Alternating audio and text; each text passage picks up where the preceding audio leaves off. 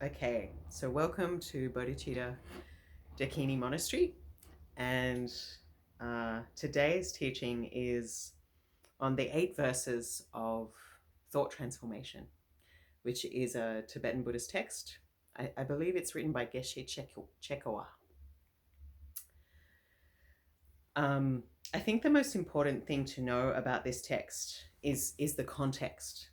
Okay, so when you hear Bodhi's teachings on compassion, the whole idea is to make yourself more kind to yourself as well as others, to not take these teachings as a way to beat yourself up,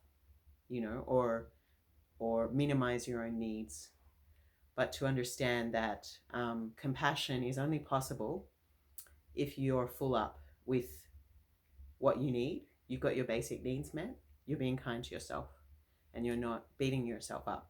So when it says, be humble, be loving, give everything away, the context is have your basic needs met, self-care, self-love, and not so if you're the kind of person who already gives a lot and is very humble, then when it says, reduce your ego, blah blah blah, be generous, that probably doesn't mean you.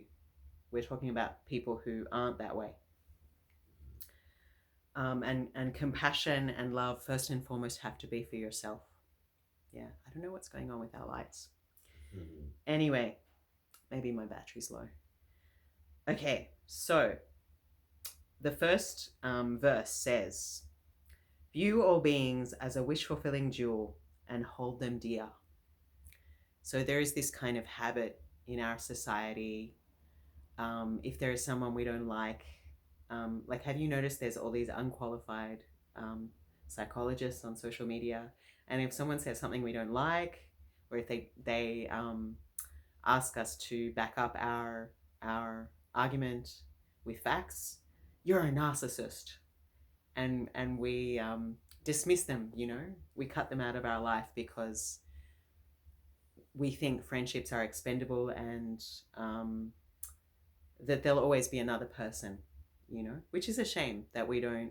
Of course, if someone is really bad for you and consistently abusive and unkind, you should keep a distance from them. But if someone is just questioning, what you believe and making you think and not just being a sycophant, then that person is probably a good person to keep around in your life. If you want to see a good spiritual teacher and it isn't a cult, that teacher will have people around them who can give them feedback, and they will have peers around them. They won't just have sycophants who I agree with you, whatever you say. When it's the people around them are, I agree with you, whatever you say, run. There is no original thought there. There's no pushback. So beings can be annoying. Beings can be disappointing. I struggle sometimes to see the goodness in humanity when I see all the things that happen. And I know I also live on donations and live on faith. And that's very hard when nobody's turning up, right? So you're like, why am I doing this with my life? Why am I caring for community and nobody really cares, they just care about their partner and their family and their mortgage, or their, I don't know, gym membership, or their social media account. So it's easy to think that way when you measure things just in terms of money or social pull, I guess. And sometimes the people that you help won't realize you helped them until years later. Or, you might actually have to get sick and die for them to realize, wow, that was a special person. And sometimes it's the person who actually says something you don't want to hear, who reflects something hard to hear back to you.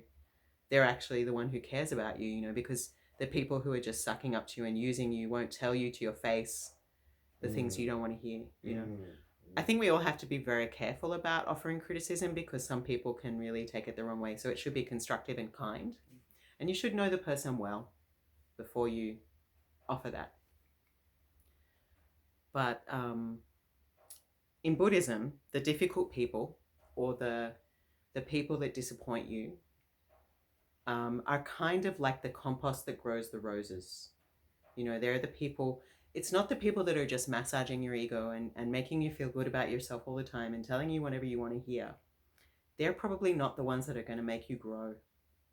The ones that make you grow are the ones that challenge you, the ones that make you, so you've got this weird idea, so prop it up, defend your argument, right? Or, okay, you have this idea about, you're making a generalization. How, you know, they'll make you think, they'll make you grow. They won't just blindly accept what you say because you're their friend. But that doesn't mean that you should seek people who are difficult or who don't treat you well. Okay? But everything we have comes from others. Our body comes from our parents. You know, the fact that we could fall in love, have our own children, see a sunset is because someone carried us in their womb for 9 long months and went through the pain of 55 bones breaking simultaneously to bring us into this world.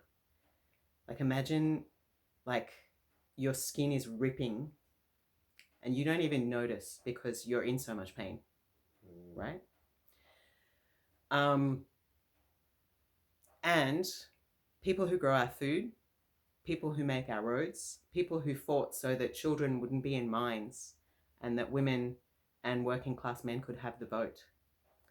The women in Bangladesh or China who make our clothes that keep us warm in winter, the mechanics that maintain our cars, the teachers that taught us to read and write. You know, everything we have comes from others. This idea of rugged individualism that is supported in the West, of like the lone success, it's just an illusion, actually. You know, and even this idea that, you know, pioneers, hardworking pioneers who came and tamed the land, deserve everything that they have. You know, it leaves out a major portion of history, is that there were actually people here before, and their bloodshed and disenfranchisement made way for our settlement and colonization. So yeah, it's interesting, you know. And so everything we have comes from others, and therefore happiness isn't just a personal matter, which is something I say a lot, but it's worth saying. It's a communal matter, because we have interbeing. You know, my well-being is part of your well-being. Yeah, so it makes sense to have compassion because we affect each other.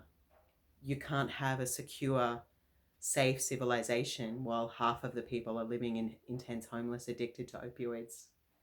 You can't have a happy society when the young people can't afford houses or have a huge amount of insecurity about the future of the planet. You know? So it's just common sense, basically. If we want to be happy, there has to be altruistic elements in society. We have to work for the benefit of everyone. But, you know, most of all in Buddhism, enlightenment, at least in Mahayana Buddhism, we follow the Bodhisattva ideal. A Bodhisattva is like a spiritual warrior who wants to realize their pure nature, not just for themselves, but because they realize everybody's been their mother in a past life and everybody is helping them to exist. And you can't actually get enlightened without bodhicitta. And bodhicitta is the wish to liberate all beings from suffering. So actually, all these annoying people who constantly let you down are the cause of your liberation. So that's why we say, these people who create adversity for me, who make me practice patience, who make me practice fortitude, who provide me challenges, you know, to develop the qualities of resilience and inner practice, they shall be the cause of my liberation and the reason of my liberation, right? So that's why they say they're a wish-fulfilling jewel. Hold them dear. So then it says, the second point is, when in company, consider yourself the lowest and hold others as supreme. So a person who doesn't have a good self-esteem would be like, cool, that just reinforces my social insecurities and my insignificance. And I'm just gonna, give up my own individualism and kind of, yeah, that's not what it means.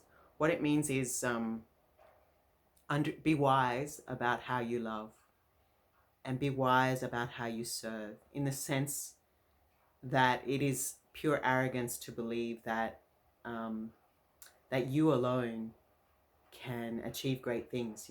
For every person that achieves something great, there were like 10 or 20 people there supporting them silently, and it's time that we questioned the idea of individual supremacy. It's time that we looked, to understand, like we talk about great leaders, but what would Caesar be without the Roman army? Right? What would Rome be without the Senate? What is a great leader without good advisors? What is a great man probably without the woman who gave up a lot of her own life to make sure everything was there so that guy had the time to read all those books, meals on the table, he didn't, right? Like, we always look at the end result. We don't look at who was part of that process, So, I mean, imagine that if there were no, like, it's funny, we look at all these great pieces of art, mostly they were male artists, the famous, most of the famous people are men, right? And maybe some women too. And there are a lot of women that actually achieved great works, but they were literally stolen by men. But these great artists were making models of women, like the Mona Lisa, the strange Picasso woman, like all of these works of art, Venus, they're all women. They were men making women, right? They were inspired. They were inspired by women. So no women, no art. No women, no artists given birth to, right? No women, no cry. I don't know about that one. I couldn't help that. And also, like, we say, oh, well, the great architects of society were men. But what were they creating society for? Who were they building houses for? Who were they going to work for to support? What inspired them to create those things? It was there to defend their women, to house their women, to care for their offspring. It was there is no one without the other, right? And I'm not trying to reinforce, old archetypes, because now everybody can participate and do those things. But it is for our love. It is our love for each other, men and women, or if you're gay, your partner. It is our love for each other and our giving to each other that has made life worthwhile and made us inspired to reflect back to each other these things, right? So it is not the case that one person has contributed more. In every great piece of work, there is, art is, it's one artist, but in terms of the creation of buildings, the creation of a society, administration, it is many individuals. Like, one person will be at the top with their name on it, but it is many individuals that allow someone to come to power, or, a city to be run, or a political ideology to take root. It is communal. And often one person will get the thanks for that, but often that person does not deserve, and many individuals contributed to that. Yeah, politicians are good at that. Ain't it the truth? So yeah, what we're talking about is be humble, because you are just one speck in the divine creation. You are just one thread in the rug. you know. So you are a miracle. You are Buddhists always bow to each other when we meet, because everybody has Buddha nature. I and we make our hands like a lotus, and we say, a lotus for you, a Buddha to be, right? So I remember when I first came to a monastery and they asked me to bow to the monk, and I thought, I'm not going to bow to some guy. Like, screw that. You know, I'm not going to bow to a guy. And then, like, they told me what it meant. And I was like, oh, those monks and nuns up on, they're sitting higher than us on some kind of shelf. And I was like, I'm not going to bow to them. Like, I don't even know who they are. But then when I understood, oh, wow, it's just, you have Buddha nature and I have Buddha nature. So we are both worthy of being bowed to. And I just thought that was a beautiful thing. And what I realized, what I learned from the Asian community, who we owe a great debt of gratitude to, our spiritual ancestors, that humility can be empowering, because when you have humility, you're making yourself vulnerable and you're acknowledging the beauty in someone else. And I think that's what it really means to fall in love. Like, you make yourself vulnerable and you acknowledge that another person is a whole mysterious universe, something beautiful. So I'm talking about a spiritual kind of love, like it's just, or even just like a spiritual friendship, or respect, that you acknowledge the beauty in someone else, right?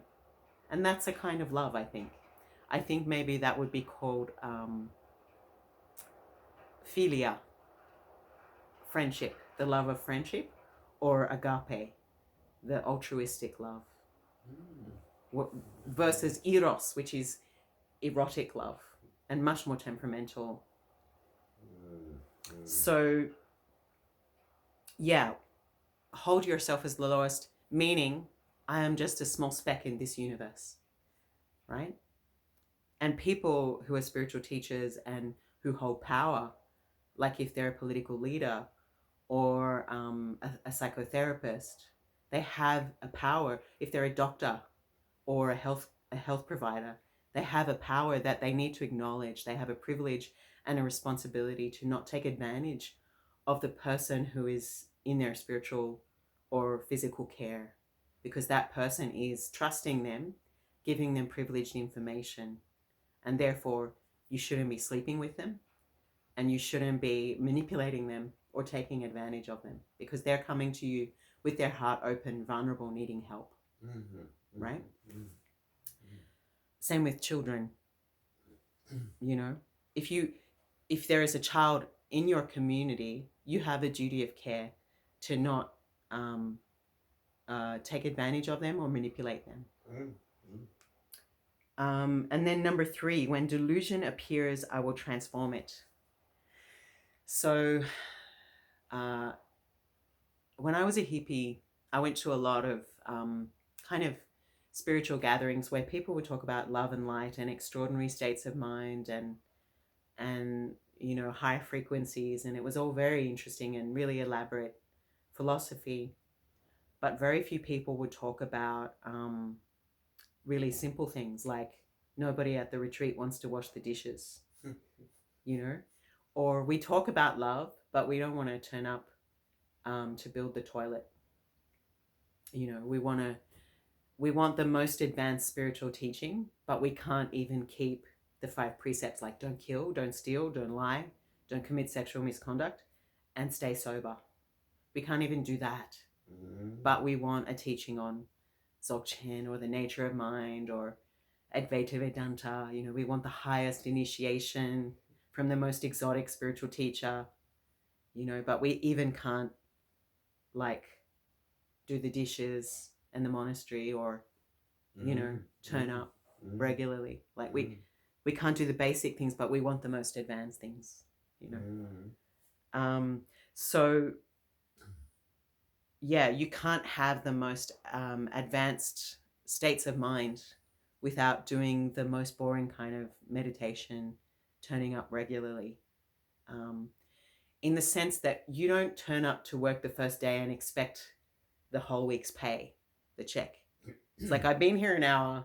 Why aren't you giving me a check? Right? You work for 1 or 2 weeks and then you get a check. So in meditation, it's even more long term.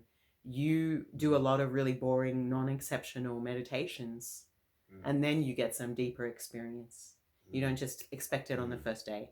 It's not like a button, you know.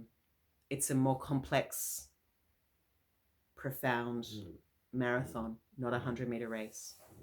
Although it is possible to have that experience very quickly as well, but not necessarily consistently. That's it. You might have it once and then not again for 5 years, right? So it's about making friends with, like, start with the basic building blocks. Like, look at your own greed, hatred, and delusion. Look at your mental afflictions. Look at your trauma. This is also, it's not just exotic, profound, amazing. I mean, those things make spiritual practice worthwhile, and those blissful states are amazing, but they are only a side effect. They are not the point. The point is complete and utter eradication of delusion, right? And to do that, you need to start looking. Like, our mind is like a hoarder's house. It's full of junk and useless stuff, useless thoughts that prevent us from understanding, wow, you know, this life is like a dream and this mind is luminous. But we've got a whole bunch of shit in the way, right? We need to turn that into the compost to grow the roses of insight. Right now, it's just a big pile of dung, but we haven't broken it down.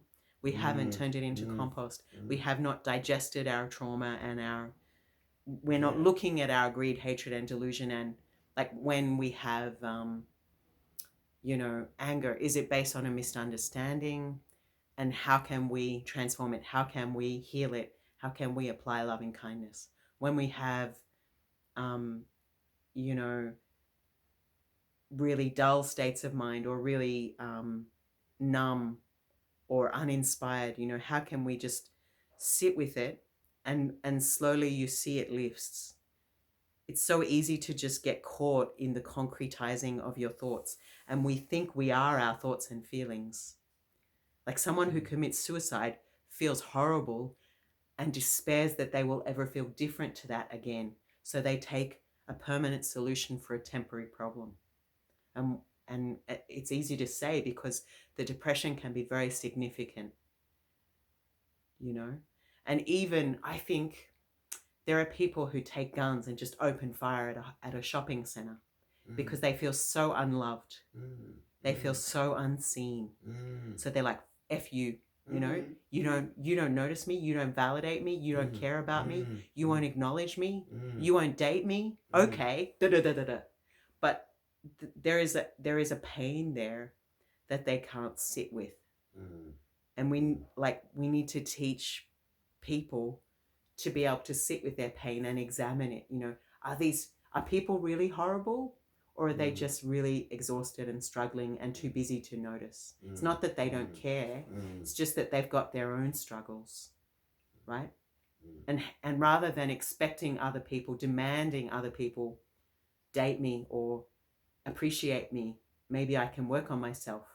Maybe I can make friendships and connection rather than just this sense of entitlement. You know, so we need to learn to make friends with our own pain before it eats us alive or makes us incapable of love, incapable of empathy. Because loneliness and despair can be very corrosive. And our thought processes, like in the case of incels, you know, can become very... Incels, you said? It's like a young guy who maybe is very socially awkward and women won't date them. So they feel unloved. And these are the kind of guys that get into, like, they usually become interested in really extreme paramilitary wannabe. Not to say that all people who are interested in that are like that, but yeah, it's a problem. Let's just say. That's the term you use, incel. That's a can of worms, but just say a maladjusted individual Yeah. who feels that Yeah. society hates them. Yeah. Okay, they may take extreme action because they feel unacknowledged and unaccepted, and they're not integrated into society. There's a saying in Africa that the person who is not understood or loved by the village will come back to burn it down. Right. So we have a profound loneliness in society, and people who are not connected to each other, and see the worst in each other because they don't know how to control their own mind.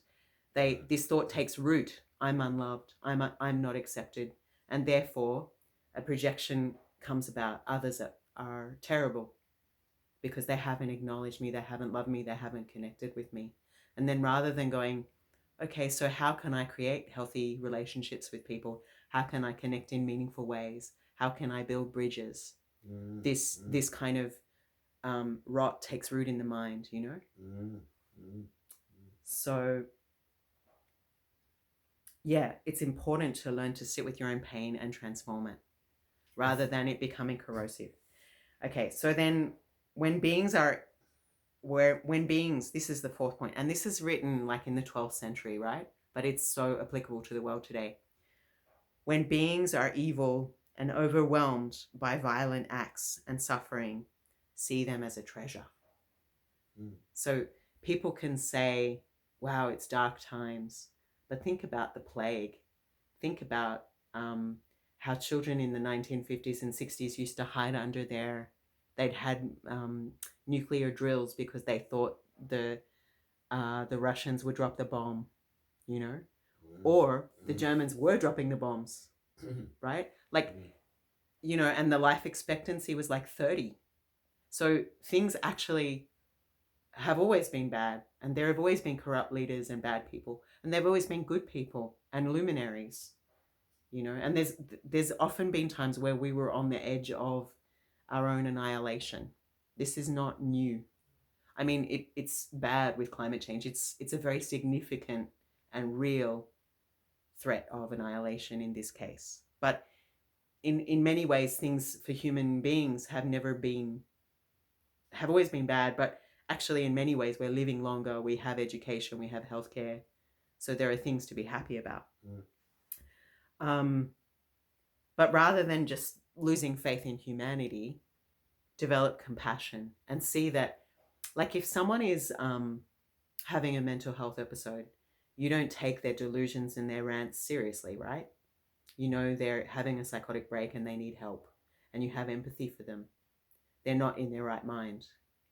So people who are doing really unskillful things and not caring for each other, or are just distracted by shiny things and don't care about the planet or each other, it's kind of sad. But it's like what happens with the weapons of mass distraction. Okay, our democracy is falling apart. Okay, 40,000 children starved to death today, but hey, I just ordered something from Etsy and I'm going to look really fabulous in this makeup. Or hey, you know, I just upgraded my V8 engine. Because it's so much to my door right now. Yeah, it's so much easier to deal with that, or, you know, than to think about the unsolvable problems in the world. So so once again, it's not that people are terrible, but that they feel overwhelmed.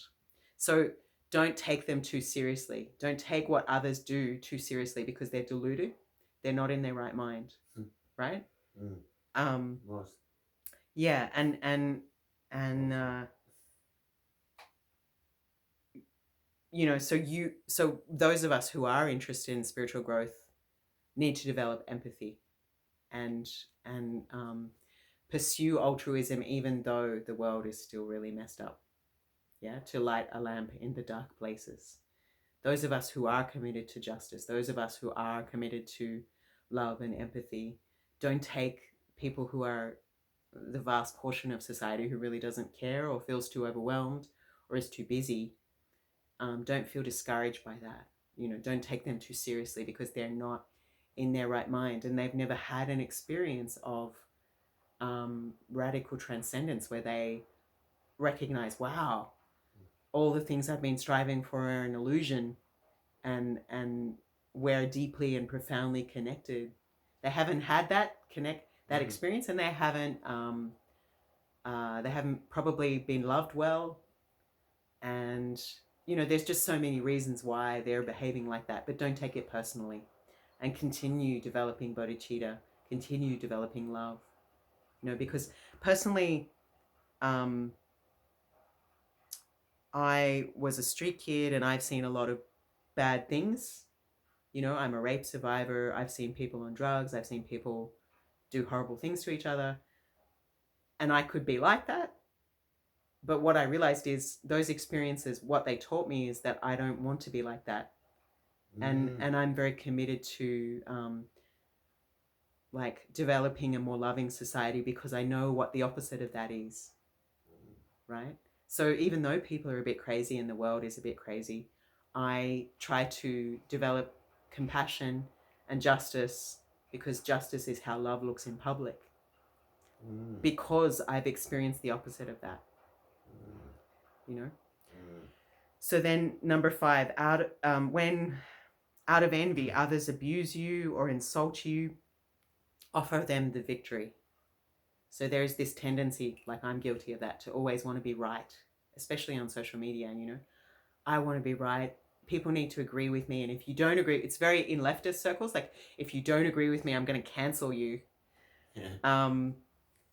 But nobody is the same.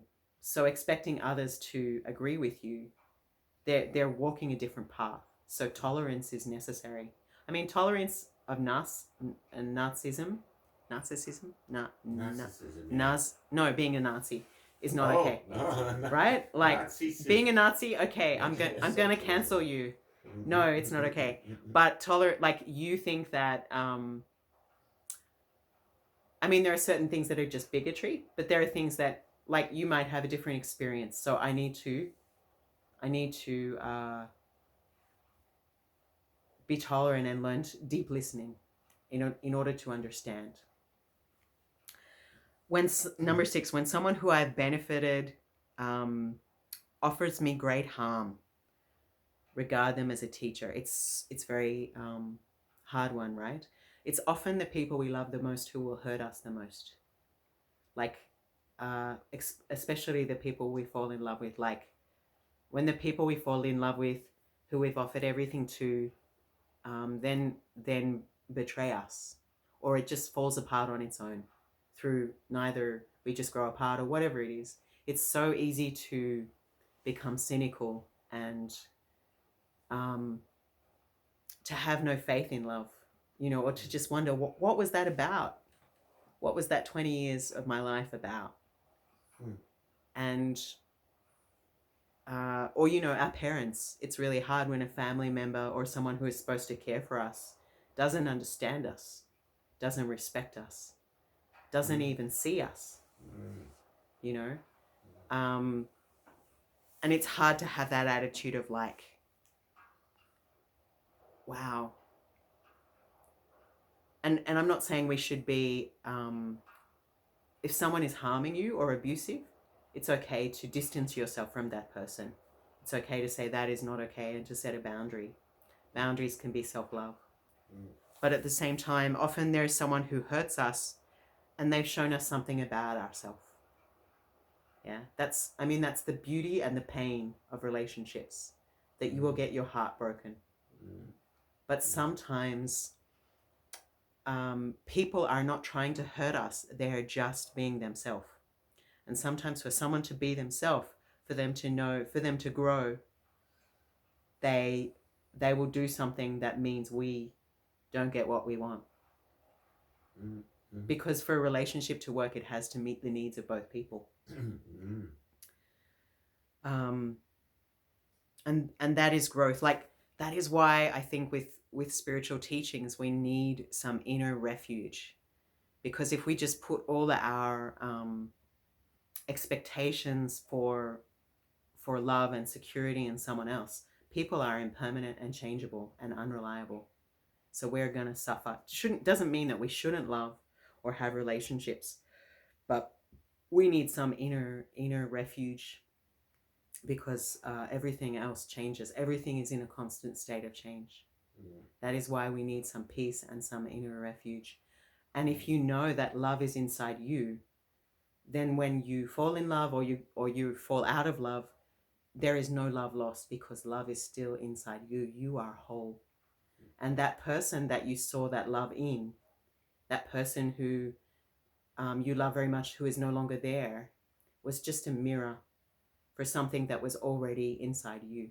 The fact that you fell in love is because that love was already there, and that person was simply a mirror for the infinite abundance of love that is already, the wholeness that is already inside you. And people say, well, why would you want to live on a mountain and sit and meditate and earn no money? Like, what could that possibly contribute to the world and society? You are in fact doing nothing. But the mindset that says that is a very materialist one. It's a very capitalist one. In every society, there have been shamans, there have been medicine people, and in societies that have spiritual, even in Europe, there is always the anchorites, and the meditators, the hermits, and those people were said to be like the wealth of society, because they're developing inner wisdom and insight that enriches, that advice, that peace, that spaciousness, that sacred place where nature is preserved, is a refuge to the whole community, because the whole community will come and ask advice, will come and find peace in those natural spaces. Monasteries were never just meant to be for the meditator, for the anchorite. And those people, like for example, St. Francis, the most popular saint in Christianity, had a huge impact.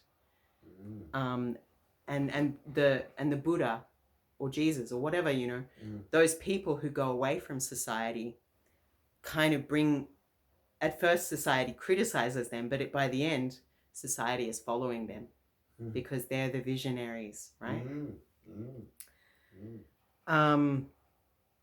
So number 7, directly or indirectly offer happiness and benefit to mothers, meaning other people, because everybody's been our mother or our father. Directly or indirectly offer happiness and benefit and take on myself their suffering. So this is called Tonglen. So there is this meditation where you imagine a particular person, maybe someone close to you, and then you move on to someone who's neutral, like the person at Woolies who gives you your groceries, and then like someone who challenged you, someone you don't like that much, and you do it over many months. But that basically you begin, first you have a flash of openness, and then you imagine this person in front of you, and you can also do it for yourself as well. And you imagine you're breathing in their suffering in the form of a heavy smoke. It doesn't hurt you. It's just to reduce your own self-clinging, right? Because, and you imagine it comes in the form of a heavy smoke, and then you have this flash of openness, and then you send them all the blessings of your life and beauty and peace in the form of a cool, clear, liberating light. This is called Tonglen, taking and giving. And it helps you to develop empathy. Like if you can imagine like what it is like for that person. If I could imagine what it was like for men, and if men could imagine what it's like for women, if white people could imagine what it's like for people of color, if able-bodied people could imagine what it's like for disabled people, if rich people could imagine what it's like for poor people, what a very different world it would be. Right? So this practice of Tonglen, of taking and giving, it just reduces our self-clinging, and it widens our heart, basically. So this is what it means to take others' suffering and give them the benefit. Yeah, but it also means to live your life with bodhicitta, the wish to free all beings from suffering, the wish to become an awakened Buddha, to free all beings from suffering. And then on this bodhisattva path, one follows the 6 perfections of generosity, moral conduct, patience, joyous effort, concentration, and wisdom. Wow, it's been a long talk. So basically, generosity, you would give material things, you would give the gift of Dharma, and you also give fearlessness.